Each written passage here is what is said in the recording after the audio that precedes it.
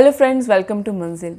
आज मैं बात करने वाली हूँ कनाडा स्टडी वीज़ा को लेकर और कनाडा को लेकर क्या मेन पॉइंट्स हैं, आपके मेन एस्पेक्ट्स हैं जो कि आप कनाडा के लिए आपकी वीज़ा को सिक्योर कर सकते हैं और और आपका वीज़ा एक्सेप्ट कर सकते हैं। सो आज यही बातें मैं यहाँ पे आपको ब्रीफली समझाने वाली हूँ। सो जिन बच्चों ने भी अप्लाई करना है, इनफैक्ट इन जनवरी इनटेक, इस वीडियो को देखना बिल्कुल मत भूलें।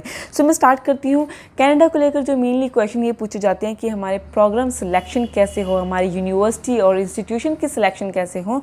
तो यहाँ पे सबसे इम्पोर्टेंट बात है आपकी जो करियर है वो स्पेसिफाई होना चाहिए। और अगर मैं बात करूँ प्रोग्राम को लेकर, तो प्रोग्राम जो है वो डिपेंड करता है आपकी रेलिवेंसी को लेकर। सो कई बच्चे जो हैं अपनी रेलिवेंसी के अकॉर्डिंग प्रोग्राम नहीं कर पाते हैं।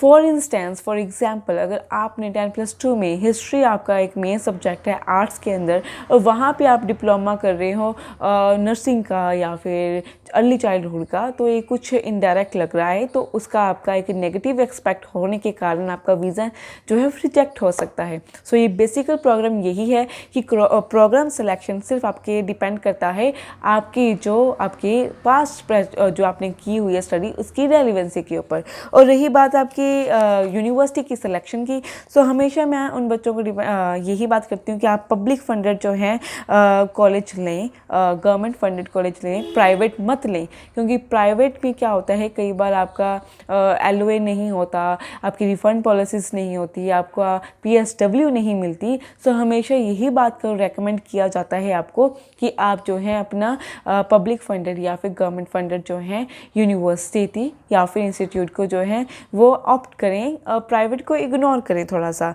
एंड फर्दर अगर मैं बात करूँ, यहाँ पे बात हो रही है हमारे प्रोग्राम सिलेक्शन की। फर्दर मैं प्रोग्राम सिलेक्शन की बात करूं कि मेनली रेलेवेंसी हम रिलेट कर देते हैं, बट हाउ इट कम्स। पर कई फाइल क्या होती है ना, थोड़ी सी कॉन्फिडेंशियल्स होती हैं।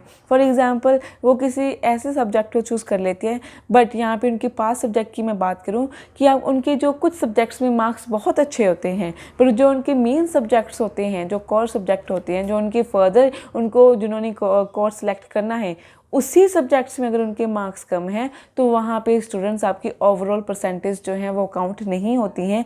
सिर्फ काउंट होता है आपके वो मार्क्स जो आपके कोर सब्जेक्ट में आए होते हैं, एंड उसी की वजह से जो हैं आपके जो रिजेक्शन के कारण बनते हैं। सो इस बात को आप रिलेट कीजिए कि जिनकी बायोलॉजी में जो है वो 50% मार्क्स हैं या 55% मार्क्स हैं और उन्होंने कोई बायोलॉजी के अकॉर्डिंगली कोई डिप्लोमा या फिर डिग्री ली है, ये बट ऑब्वियसली बात होगी कि उनके वो रिजेक्शन आने के काफ़ी चांसेस होंगे।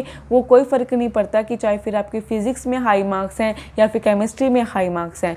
जिस सब्जेक्ट के लिए आपने फर्दर स्टडी करनी है उसका ही कोर सब्जेक्ट के अगर आपके मार्क्स कम हैं तो वो आपका एक नेगेटिव एक्सपेक्ट हो सकता है। फर्दर जो इंक्वायरी आती है वो कनाडा को लेकर, गैप्स को लेकर काफ़ी ज़्यादा कन्फ्यूज़न होती है कि कितना गैप जस्टिफाई है। कुछ कहते हैं 2 साल, कुछ कहते हैं 3 साल, कुछ कहते हैं कि 3 साल से ऊपर जो है वो गैप एक्सेप्ट नहीं हो पाएगा। सो ये सब र्यूमर्स हैं। अगर मैं रियलिटी बताऊँ, कनाडा में जो है वो 2 से 10 साल की बीच का जो गैप है वो एक्सेप्ट है, बट कंडीशन अप्लाइड उसमें यही है कि आपका जो गैप है वो जस्टिफाई होना चाहिए। और जस्टिफाई कैसे, कि जो आपने लास्ट स्टडी की है उसी स्टडी के रिलेटिव ही आपका जो है वर्क एक्सपीरियंस होना चाहिए। ये नहीं होना चाहिए कि आपने कुछ BSc नर्सिंग की है, मेडिकल की है और आप कहीं काम कर रहे हो कंप्यूटर सिस्टम में जिसमें आपके उस पास ग्रेजुएशन में कोई रेलेवेंसी नहीं है। तो उस बात का आप थोड़ा ध्यान दीजिएगा कि अगर आपका जो गैप है वो जस्टिफाई ऐसे होगा कि आपकी जो वर्क एक्सपीरियंस है वो आपके लास्ट ग्रेजुएशन के साथ इंटर रिलेट होनी चाहिए। एंड उसके बाद मोटिवेट एक एक्सपेक्ट होता है आपकी फ़ाइल प्रोसेक्ट करने में। वो कैसे कि मेन पॉइंट होती है स्टेटमेंट ऑफ पर्पस, और कई बच्चे स्टेटमेंट ऑफ पर्पस नहीं लिखते हैं ये सोच के कि उनकी प्रोफाइल जो है बहुत ही ब्रिलियंट है। और ये काफ़ी बच्चे जो हैं वो मिस्टेक कर चुके हैं कि अगर किसी बच्चे की परसेंटेज 80% के ऊपर है और वो SOP नहीं लिखता ये सोच के कि मेरी प्रोफाइल तो बहुत ही ज़्यादा ब्राइट है तो मुझे कोई नेगेटिव एस्पेक्ट नहीं मिलेगा, तो यहाँ पर मैं उनको एक कॉन्ट्राडिक्ट वर्डिंग देना चाहती हूँ कि उनके वो नेगेटिव एस्पेक्ट में काउंट होगा, एंड ऑन दी कॉन्ट्रारी उनकी जो है वो रिजल्ट नेगेटिव आने के बहुत चांसेस हैं। हैं। सो यहाँ पे प्रोफाइल की ब्राइटनेस की बात नहीं हो रही है, चाहे आप एवरेज आपकी प्रोफाइल है, वीक प्रोफाइल है या फिर बहुत ब्रिलियंट प्रोफाइल है, तो उसमें आपको मैंडेटरी एसओपी है।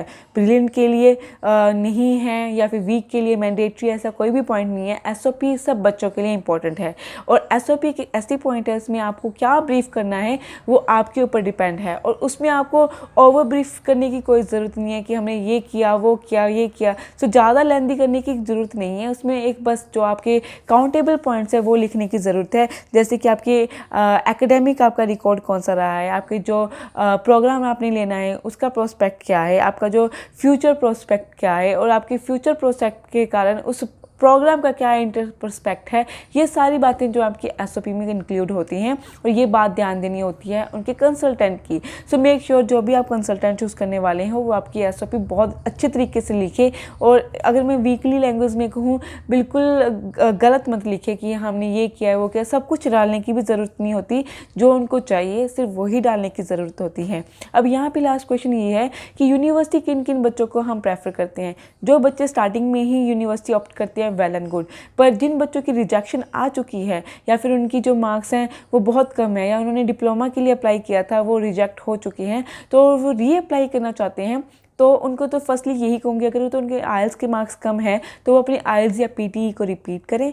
और अगर वो रीअपियर होना चाहते हैं, अगर अपने रीलॉन्च करना चाहते हैं तो इंस्टीट्यूट या फिर कॉलेज को छोड़कर यूनिवर्सिटी के ऊपर जो है वो फोकस करें, क्योंकि जिन बच्चों की काफ़ी टाइम रिफ्यूज़ल आए होते हैं उनको एक यूनिवर्सिटी बहुत ही अच्छा फ्यूचर जो है और उनके पॉइंट्स जो हैं वो हाई होने के पर्सपेक्टिव उसमें ज़्यादा होते हैं। यह सबको स्टार्टिंग में आपको फाइनेंशियल थोड़ा लगेगा कि वो थोड़ा कॉस्टली है, थोड़ा सा अनबैलेंस लगेगा, बट इन दी फ्यूचर वो आपको बहुत ही अच्छा एक करियर प्रोस्पेक्ट देगा और आपका वीज़ा जो है उसमें रिजल्ट पॉजिटिव आने के 80 से 90% जो चांसेस जो हैं वो बढ़ जाते हैं। ज़्यादा जानकारी के लिए नीचे दिए गए नंबर्स पे कॉल भी कर सकते हैं या डायरेक्ट हमें कॉन्टैक्ट भी कर सकते हैं। Thank you.